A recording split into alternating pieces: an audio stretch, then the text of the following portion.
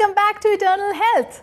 मैं हूं शिल्पा और हमारे साथ हैं विश्व प्रसिद्ध आयुर्वेद आचार्य डॉक्टर प्रताप चौहान, जो कि दे रहे हैं आपकी समस्याओं का आयुर्वेदिक उपचार। तो जल्द से जल्द हमें कॉल कीजिए ऑन 0129 4088 152।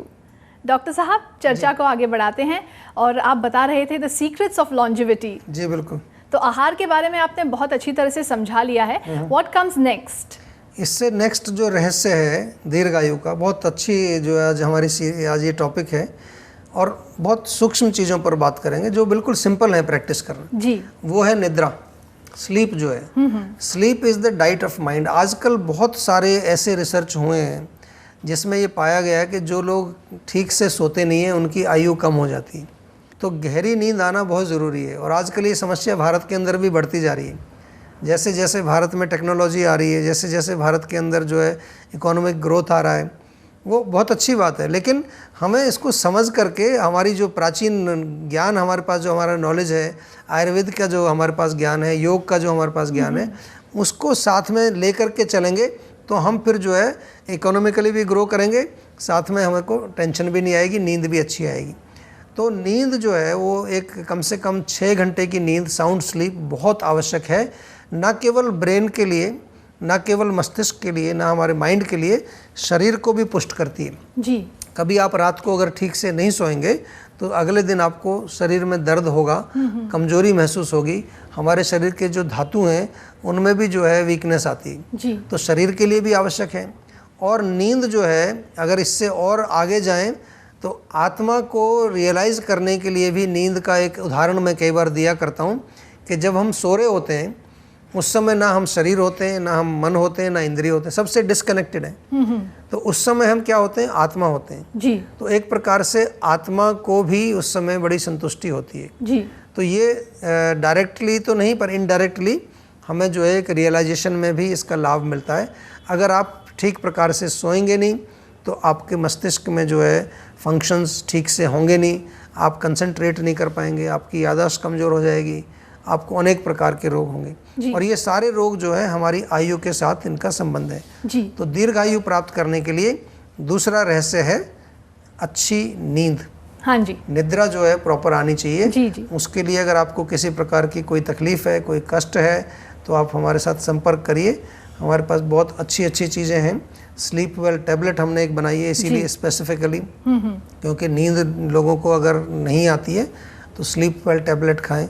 उसमें कोई नशा नहीं है, केवल माइंड को, ब्रेन को रिलैक्स करने के लिए काफ़ी सारी जड़ी बूटियों का एक मिक्सचर बनाया। जी जी, बहुत बढ़िया बात आपने बताई और मैं तो रेकमेंड करूंगी कि जो भी लोग हैं जिनको इंसोम्निया यानी नींद ना आने की बीमारी है, डेफिनेटली इस टैबलेट को ऑर्डर कर ले। फिलहाल हमारे अगले कॉलर लाइन पर हैं जी।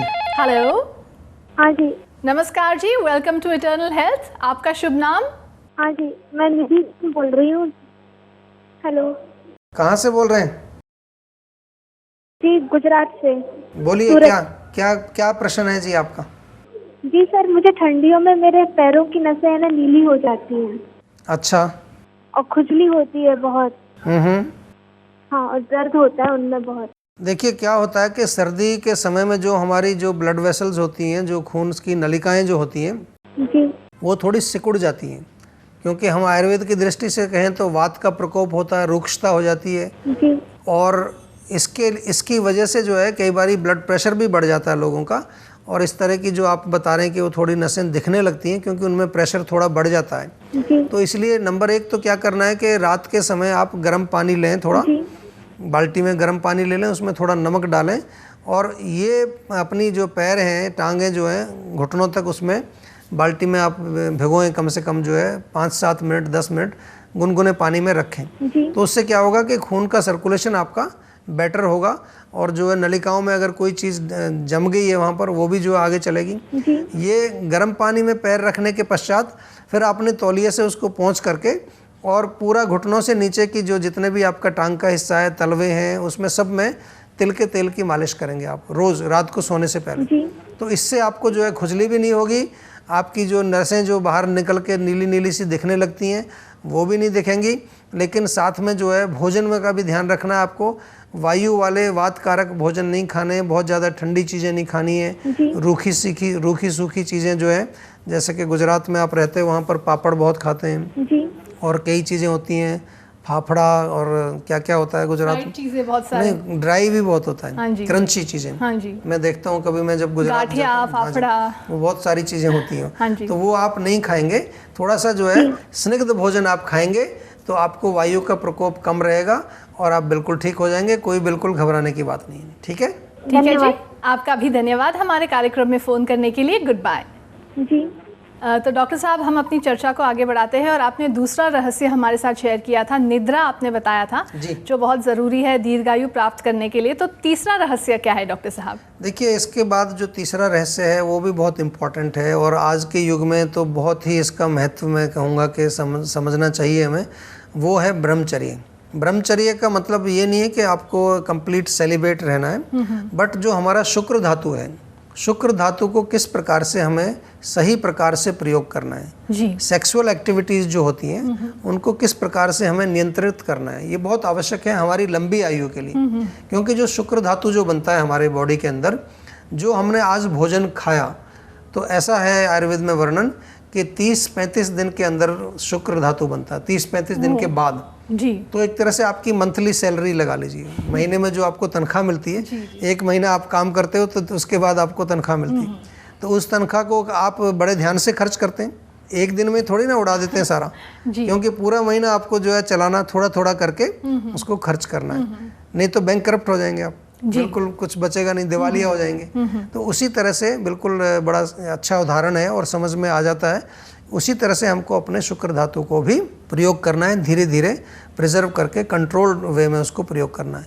क्योंकि शुक्र का सीधा कनेक्शन किसके साथ है? ओज के साथ जी। शुक्र अगर क्षीण होगा शरीर में तो ओज भी क्षीण हो जाएगा, और ओज अगर कम हो जाएगा तो आपकी आयु की क्षीणता हो जाएगी जी, क्योंकि ओज का डायरेक्ट लिंक हमारे जो है आयु के साथ है, हमारी इम्यूनिटी के साथ जी, है। जी। तो इसलिए जो है ब्रह्मचर्य, जिसको कि वैसे बहुत भारी शब्द लगता है आज के युग में, अगर किसी को कहें कि ब्रह्मचर्य पालन करो तो लोग कहेंगे क्या बात कर रहे हो आप, कौन से ज़माने की बात कर रहे हो। तो हम जो है आपको इसको थोड़ा विस्तार से समझा रहे हैं कि इसका अर्थ होता है कि संयम इसमें बरतना चाहिए, कंट्रोल्ड सेक्सुअल एक्टिविटीज़ का जो है आपको करना चाहिए। और इसमें केवल फिजिकल से मतलब नहीं है, मानसिक लेवल पर भी जो है अगर बहुत ज़्यादा अधिक आप चिंतन करते हैं या कुछ आप ऐसी पुस्तकें पढ़ते हैं या कुछ ऐसी मूवीज़ देखते हैं, उससे भी हमारे शुक्र धातु का क्षय होता है जी।